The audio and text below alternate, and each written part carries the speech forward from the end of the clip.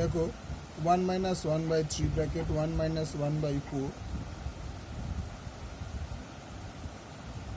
bracket 1 minus 1 by 5 dot dot 1 minus 1 by n।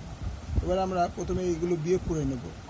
বিয়োগ করলে প্রথমটা কত বেরোবে 2/3 ইন্টু এটা বিয়োগ করলে কত 3/4 ইন্টু এটা বিয়োগ করলে 4/5 ডট ডট করে চলে যাও। এটা হবে যদি n minus 1 by n, পরের স্টেপে কি 1 by n minus 1 by n, n কেটে গেলে 1, তাহলে অপশান তোমার এখানে হবে, দেখে না তো আমরা দেখিয়ে দিচ্ছি কীভাবে করবে, মানে গুণটা যদি আমরা করি এরকম, যেমন এইটা যদি করি বিয়োগ করি তাহলে 2/3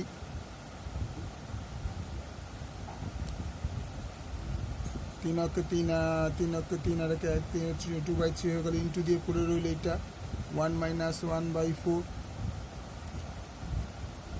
ইকুয়াল টু এর পরেরটা কী হলো 2 ইন্টু 4 অক্ষে 3/4। আচ্ছা এরপরেরটা হচ্ছে এটা বিয়োগ করলে 4/5 ডট ডট করে আমরা চলে গেলাম, এটা হচ্ছে n minus 1 by n, তারপর ডট ডট যাও 1 minus 1 by n।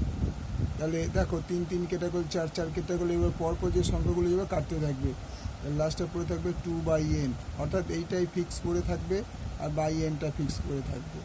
এটা কিন্তু ডট ডট দিয়ে চলে গেল, ঠিক আছে।